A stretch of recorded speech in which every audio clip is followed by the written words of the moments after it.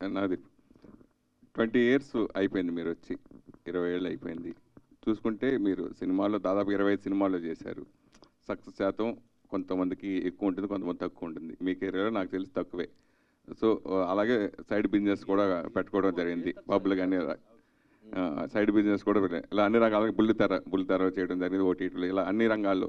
So ఈ 20 ఏళ్ళ కెరీర్ని వెనక్కి చూసుకుని మీకు ఏమనిపిస్తుంది?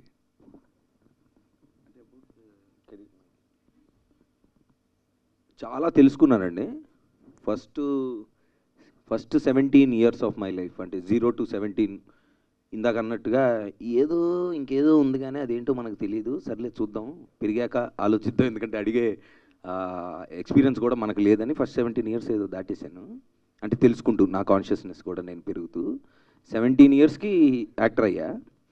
నెక్స్ట్ 34, అంటే 17 + 17, సెకండ్ 17లో 34 years, అంటే మన లాక్డౌన్ వరకు ఎస్ ఐ నో ఎవ్రీథింగ్, నాకు తెలుసు అని బయలుదేరా. రోజు పొద్దున్నే లేచి మన దగ్గర ఏదో లేదు అది ఎత్తుక్కుంటూ బయలుదేరాలి అంటే. ప్లస్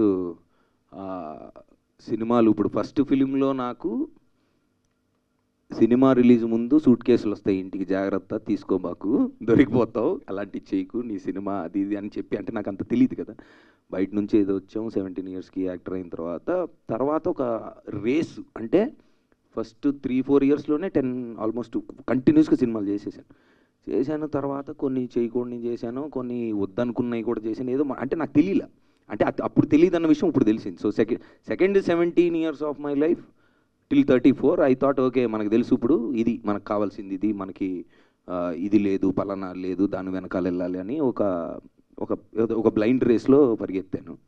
తర్వాత లాక్డౌన్లో లాక్ ఓపెన్ అయింది, లైట్గా లాక్ ఓపెన్ అయ్యి ఓహో బాబాయ్ మనకేం తెలియదు, మన గురించి మనం తెలుసుకోవాలని 34th yearకి అనిపించింది. అప్పుడు నేను ఆ విషయం నాకు గుర్తుండాలని 2.0 అని పెట్టుకున్నా, 2.2 అని. సో మీ క్వశ్చన్కి ఆన్సర్ ఏంటంటే, ఈ లాస్ట్ 20 years ఆఫ్ మై కెరీర్లో అది ప్రాక్టీస్ రన్ అని నేను ఫీల్ అవుతున్నా ఈరోజు. పర్సనల్గా నేను ఆల్రెడీ ఆ పాయింట్ దాటి ఓకే మనకేం తెలియదు, మన గురించి మనం తెలుసుకోవాలనే జర్నీ పర్సనల్గా నేను స్టార్ట్ అయింది. అది నా పర్సనల్ జర్నీ. ఇక సినిమాల వరకు వస్తే definitely love Mouli will be the beginning of my 2.0 career అని నేను ఫీల్ అవుతున్నాను. సరే, హీరోగా ఎంత పాపులర్, అలాగే మీ బిజినెస్ పరంగా మీరు పెట్టడం, ఇప్పుడు ఎక్కడ చూసినా ఏం జరిగిన డ్రగ్స్ అనే పని నవదీప్ పేరు ఫస్ట్ వచ్చేస్తుంది. సో అట్లా మీరే 3 సార్లు తీసుకొచ్చారు ఇప్పుడు. సో అది ఇప్పుడు ఆల్రెడీ మనం దాటి ఇప్పుడు మన బెంగళూరు రీసెంట్గా ఇప్పుడు హాట్ టాపిక్ అదే మొత్తం జరుగుతుంది. దానివల్ల చాలామంది యువత మెయిన్ చెడిపోవడం జరుగుతుంది. అసలు రేవ్ పార్టీ అంటే ఏంటి, ఆ రేవ్ పార్టీకి మీరు వెళ్ళారా, అట్లా అది ఎలా ఉంటుంది? ఈయనకి ఇప్పుడు ఇంకొక 2 చాక్లెట్లు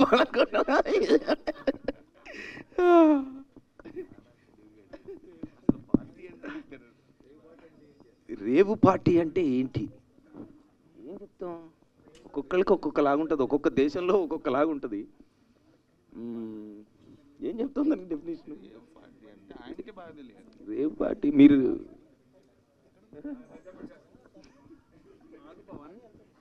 31 years సీనియర్ నన్ను ఇలా ర్యాక్ చేయడం ఏమన్నా న్యాయంగా అనిపిస్తుందా మీకు? రేయి పగలు జరిగింది, అంతే అంతే అంతే. Okay, next. అంతే సార్, రేయి పగలు జరిగేది. నేను ఈ దేశంలో అయితే ఇప్పుడు వెళ్ళలేదు.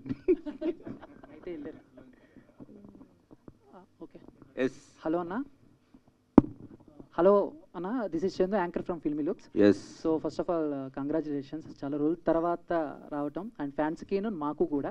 అండ్ లవ్ మౌలి ట్రైలర్ చూసినప్పుడు అందరికీ అర్థమైతే, అండ్ దీంట్లో మీరు పెయింటర్ కదా, సో బేసిక్గా టైటానిక్ లాంటి సీన్స్ ఏమైనా ఉంటాయి అన్న దీంట్లో? ఉన్నాయి. మంచి క్వశ్చన్ అడిగాడు. టైటానిక్ సీనే ఉంది, యాజ్ టీజ్ ఉంది, చెప్పొద్దు ఎవరికి ఈ విషయం. అంటే నేను కొంచెం రొమాంటిక్ సీన్స్ అన్న, నిజంగానే ఉంది, మీరు చెప్పేది రొమాంటిక్ ఉందన్న, నిజంగానే ఉంది, సేమ్ యాజ్ ఇట్ ఈజ్ ఉంది, యాజ్ ఇట్ ఈజ్ ఉంది.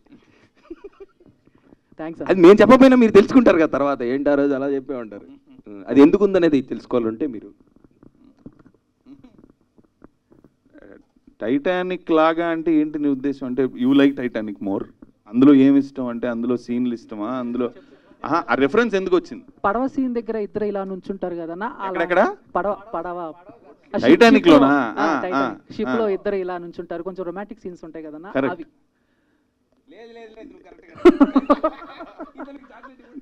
అన్న మరీ అంత పచ్చిగా అడిగితే ఎలాగన్నా? అడిగాడు పర్లేదులే, నువ్వు ఆ పడవ మీద నుంచినది కాకుండా వాళ్ళు కారులో చేసే దాని గురించి అడుగుతున్నారులే కానీ. బట్ అది ఆ పెయింటింగ్ గురించి కూడా అన్న. ఏ పెయింటింగ్? బెడ్రూమ్ లో పెయింట్, సోఫా మీద పెయింటింగ్ కూడా. నువ్వు ఎన్నిటి గురించి, నీ ఫ్యాంటసీ ఏంటి?